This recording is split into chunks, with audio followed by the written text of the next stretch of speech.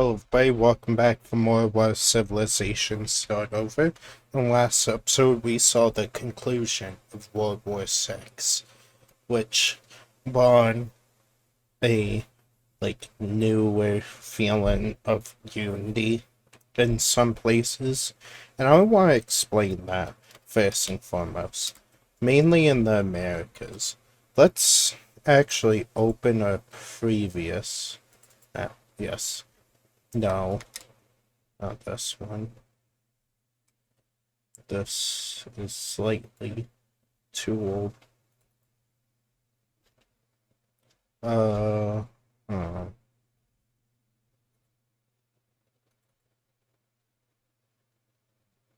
we'll use this one. So, this is what America, looked like, during the Cold War, with all these, countries over here being communist, this whole, section being democratic, more so like this, and a lot of fascism over here. So, when the peace treaty was made, a lot of the democratic areas in America wanted to stay together as one unified democratic country, and they wanted to try return what the Americas were truly about after all the world wars, and they were able to do that with a lot of the central states becoming like democratic again and forming these big unions, like we have this yellow one. And it's mainly because the people were sick of the fascism over here, so they want a big strong democratic country to protect them. These ones were sick of being in the middle of a constant wars from this side attacking them, uh and this side attacking them. So they all thought if we all united into one democracy, we'll be able to better handle these wars. And seeing the return of the Canadian Union, which is actually called the Populist Canadian Union, they're able get the ball rolling through uniting this area once again. And Mexico got all of this because Mexico is still most powerful country in the Americas, and the Populist Union, the Communist Union, and the Green Team want fascism done for in this region, and they knew if they gave the most powerful country that region to occupy and take over, that democracy would eventually return to that area. So that's kind of why the peace treaty happened like this. Is basically the people wanted the old ways back before the age of division. Now, another thing I want to discuss is the populist ideals. Now, I could be wrong in real life about how this works, but in this world, populism is basically an extreme version democracy in this world. There's no set president, prime minister, or world leader. It works more so as a united council of representatives, and all the people have direct voting rights on laws and who's a representative. But these representatives are ones who analyze and give the final say to these like laws. And if the people feel upset about their representative, they're able to vote them out at any time. So that's kind of the ideals Canada has. And for over here, with the socialist America, it they are like communist and democratic now. They have a communist economy, but democratic uh government, if that makes any sense. So that's what's happening over there. And they have united their like communist areas.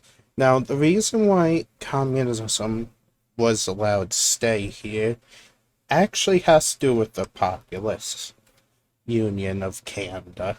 They actually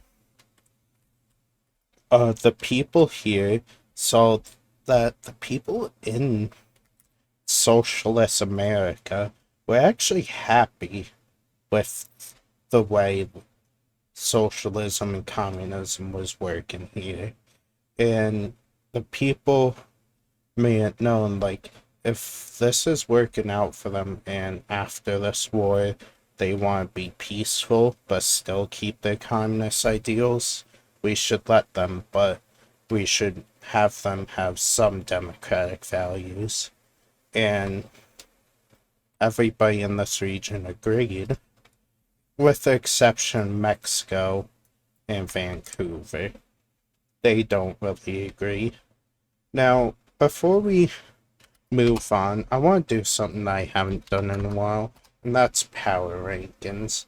Because a lot has changed in the world since last time. I don't think we've done it since World War V or World War IV. So let's do that now, and 1 second. Alright, sorry, something fell off my desk, I need it on my desk. So let's look at the power rankings.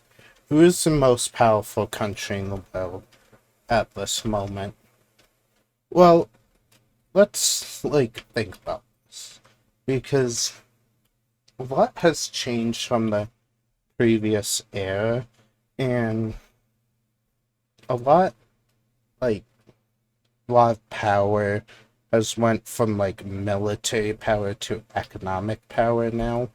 So a good way to start this is look at this economic pact layer. And you might also see that the Communist Economic Pact and the Fascist Economic Pact still exist. And the Checkmark Economic Pact has returned. So with this in mind, we're gonna do these power rankings based off these economic pacts. The military pacts aren't as important towards this, since this world's very exhausted after World War VI. So military is not really that big. And also another thing that will help us is the United Nations layer, which is just United Nations now. And part of being in the United Nations is the Security Council. And a lot of the Security Council members are some of the most powerful countries. So with that in mind, the most powerful country in the world right now is the Netherlands. Now, you might be scratching your head and wondering why. Well, here's the thing about the Netherlands. They kind of are like the protectorate of Europe now. They very much so protect this whole bubble. And Poland protects more so of this region now, especially now that Moscow and the other communist Russian country are gone. So yeah, And the Netherlands also is like one of the most financially stable countries in the world because they have a lot of like economic like incentives and deals around the world, mainly with Canada, Green Team, the Yellow Team, Mexico, all of Europe, all of like Western Africa. They even have a lot of economic assets down here in South America, and they're really good buddies with India. And yeah, and also the leader of the largest economic uh pact in the world, with having the most countries in it. So that's why they're number one. Number two is Mexico. Uh, so Mexico's number two mainly for the same reasons, but also they have like a huge amount of like influence like all throughout the Americas. Like this is what the influence looks like. And they being on the coast of the Atlantic and the Pacific, they have major economic like incentives through here as well. They're also really good friends with India.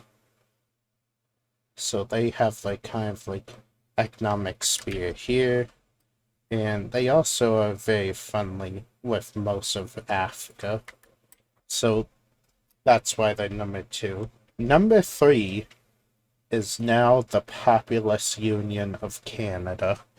And this is mainly because how much like they grew from like uniting this whole region together. You might notice part of Michigan stayed with the populace, and that was because the populace ideal was like really popular up here, not down here. So that's kind of why it happened like this. And